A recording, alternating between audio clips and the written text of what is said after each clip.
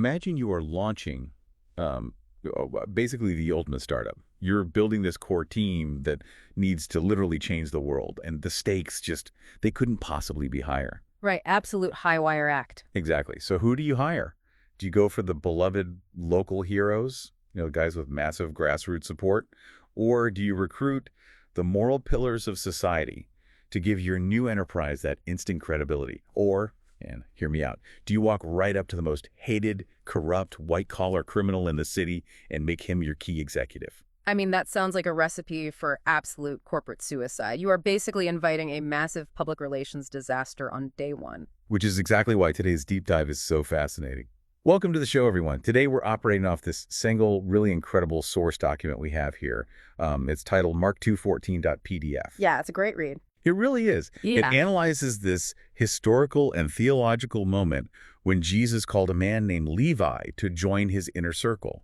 And our mission for this conversation is to extract the principles behind this ancient, radically unorthodox recruitment strategy. Yeah. We're going to explore what this one event reveals about modern applications of, well, Christ's divine will and sovereign grace. It's a phenomenal text to unpack, honestly, because it fundamentally dismantles pretty much everything modern organizational psychology tells us about leadership and team building. Let's get right into it, because at the very inception of the greatest enterprise in human history, launching the kingdom of God on earth, Jesus doesn't just bend the rules of the corporate recruitment handbook. He basically sets the handbook on fire. Oh, completely. He completely ignores the conventional wisdom of his day, and frankly of our day, too.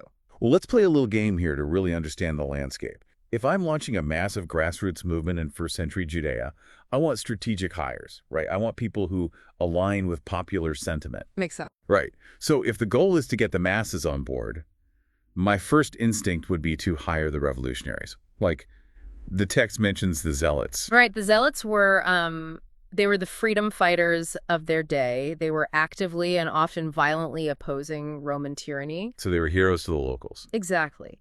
If Jesus had handpicked a well-known zealot to be his right-hand man, it would have sent this immediate, electrifying signal to the oppressed Jewish populace. It would essentially say, I am here to crush the Roman occupation. I mean, the people would have rioted in the streets with joy. You'd have immediate brand loyalty. Oh, the crowds would have rallied around him instantly. But, okay, let's look at another logical talent pool.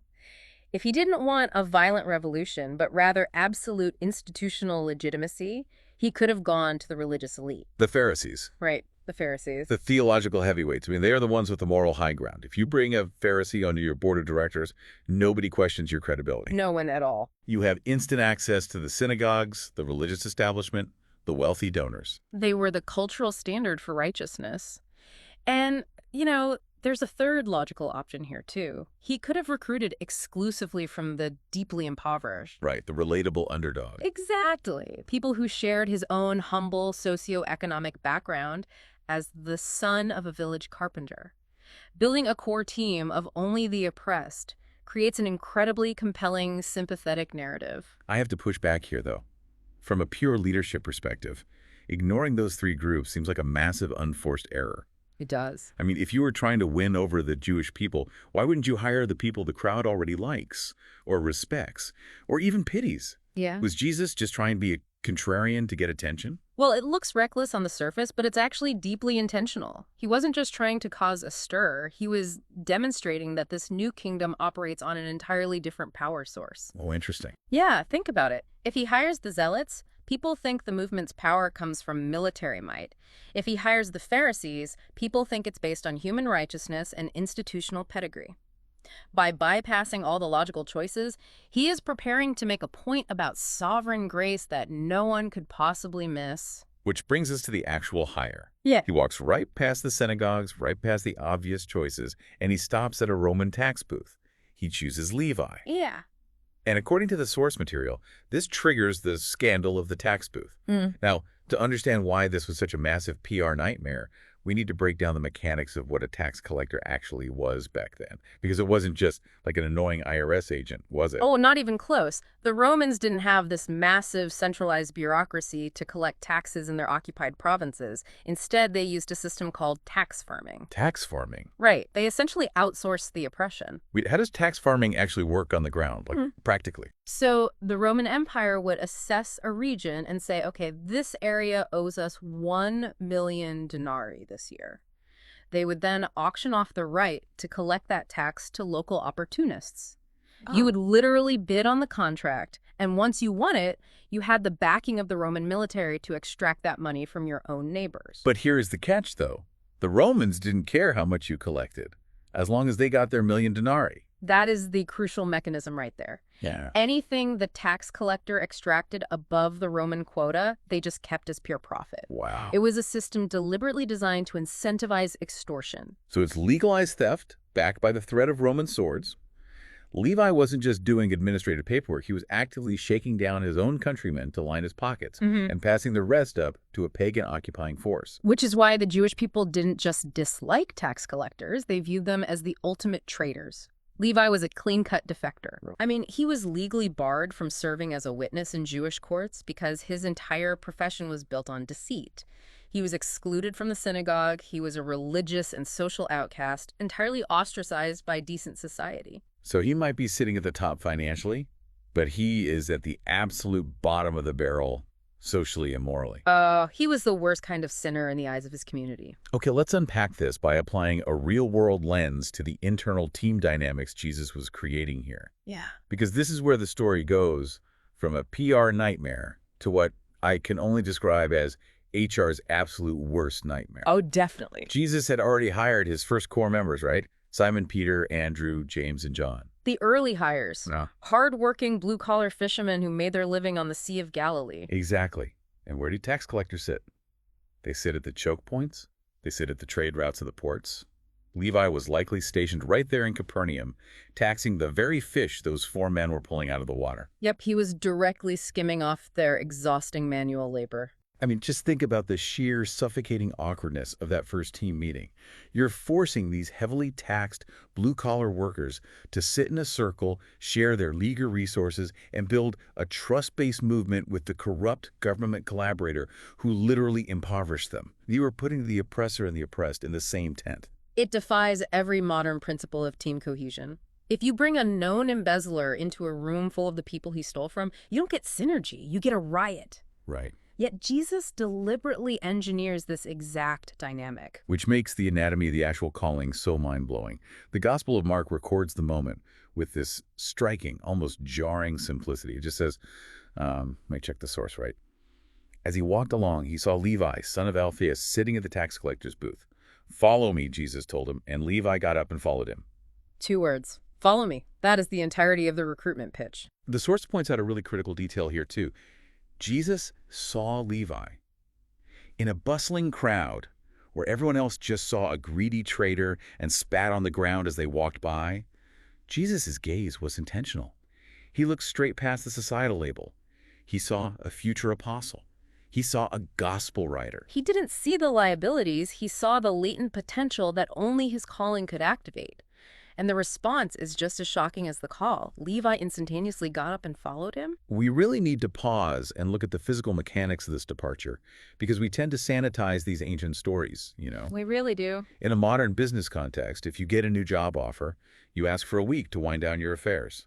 You audit your ledgers, you secure your liquid assets, you hand in a formal resignation. You certainly don't just stand up and walk away from an active toll booth during rush hour. He leaves the money on the table. He leaves the ledgers open. And this immediacy is staggering when you consider the absolute permanence and, frankly, the physical danger of his decision. That is a vital point. If we connect this to the bigger picture, you have to contrast Levi's situation with the fishermen Jesus called earlier. When Simon, Peter, and John left their nets, they made a big life change, yes. But theoretically, if this itinerant rabbi's movement failed in 6 months, they could just walk back to the beach, patch up their nets, and go back to fishing. They had a fallback plan, a literal safety net. But for Levi, this was an absolute point of no return. You do not just walk out on a Roman tax contract. The Romans do not hold your spot, and they definitely do not tolerate a breach of contract that messes with their revenue stream. By stepping out of that booth, Levi burned his boats. He walked away from guaranteed wealth, from the systemic armed protection of the Roman Empire, and from his entire career with zero possibility of ever getting it back. Wait, I have to push back on the narrative we're building here for a second. Mm-hmm. Because it's incredibly tempting to look at Levi leaving all that money behind and say, wow, what a noble guy. He must have had a hidden heart of gold all along. He was just waiting for the right mentor to unlock his inner goodness. But the source explicitly warns against that reading, doesn't it? It does, very strongly. The text gives us absolutely zero indication that Levi was going through a period of personal reflection, or that he was secretly repenting in that booth. Right. He didn't clean himself up to become worthy of the call. He didn't take a pay cut the week before to show he was changing his ways. He was sitting right in the middle of his active corruption, mid-extortion, basically, when the call came. And this is where we hit the core theological concept of the document: the triumph of sovereign grace. The focal point of this entire event is not Levi's sudden burst of personal holiness. Okay. The focal point is the authoritative creative power of Christ's voice. That two-word command, "follow me," actually carries the power to break the psychological chains of greed and social comfort in real time. Oh, wow. So it is the call itself that makes the impossible departure happen. It's not Levi mustering up the willpower. It is divine will overriding human dysfunction. Exactly the point. And this brings us to the modern application of this ancient text. For anyone listening today, this narrative serves as a profound masterclass in the nature of God's kingdom. It perfectly illustrates the differing economies of how the world selects talent versus how divine selection operates. The source lays out a really helpful contrast between human selection criteria and divine selection criteria. And honestly, it reminds me of the difference between a corporate HR department screening resumes versus a visionary venture capitalist looking for a founder. Let's run with that analogy because it fits the text perfectly. Yeah. How does the corporate HR department, human selection, how does that work? Well, human selection is entirely backward looking. We base our choices on past achievements, on your GPA, your criminal record, your social standing. We look at what you have already done to prove your worth. We want the safe bet. We seek social alignment. Human selection values political correctness and public approval. You hire the person who elevates your brand's status just by being in the room. Right. And above all, human selection values personal strength. We want independent self-starters, people with earthly wealth and influence who don't actually need our help. But divine selection, as demonstrated in the calling of Levi, operates like the ultimate venture capitalist who completely ignores your past bankruptcies. Divine selection isn't based on what you were. It is based entirely on future transformation through divine grace. God invests based on what his grace is going to build in you. And instead of seeking public approval, divine selection deliberately subverts cultural expectations to display God's power. By choosing a despised tax collector over a respected Pharisee, Jesus proves that the explosive growth of the early church was fueled by God, not by clever human networking or popular momentum. That's powerful. And finally, instead of valuing independent strength, divine selection values spiritual poverty. It values humility and complete dependency on God. Here's where the concept of grace really flips our understanding of sacrifice on its head. Levi abandoned a lucrative career. He left a fortune on the table.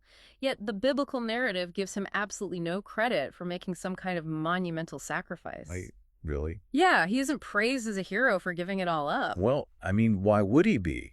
If you have a handful of dirt and someone offers to trade you a solid gold brick for it, you don't brag to your friends about the dirt you sacrificed.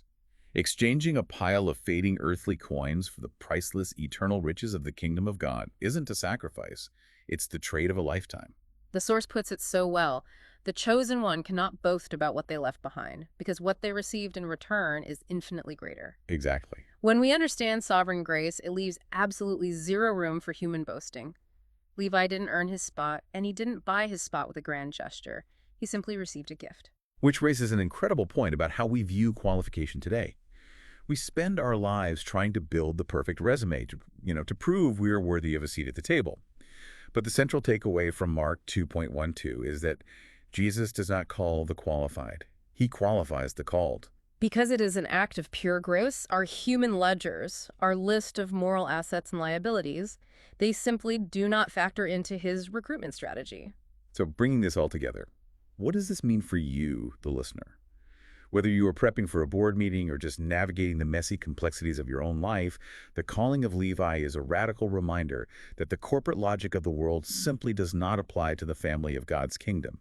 Christ enters our messy, compromised, entirely unqualified spaces. He really does. He looks right past the labels society has permanently glued to us, the failures, the baggage, the unseemly resumes, and he extends an invitation that fundamentally alters our identity. And our only job, really, is to do exactly what Levi did. When the call comes, we don't audit the ledgers. We don't negotiate our equity. We get up, we leave the booth behind, and we follow. It is that simple, and yet that totally life-altering. As we wrap up this deep dive, I want to leave you with a final thought to mull over. Something that builds on that striking mechanical contrast we discussed between the fisherman and the tax collector. The safety net. The safety net. The fishermen could always go back to their boats if things got tough. But Levi's calling required stepping into an absolute point of no return. By leaving that Roman booth, he burned his ships. He couldn't go back, even if he wanted to. It's done. So, ask yourself this. What if the most profound spiritual transformations can only happen in our lives when we are called to abandon our own personal safety nets? What if stepping into your true calling requires making a retreat to your old, comfortable life literally impossible?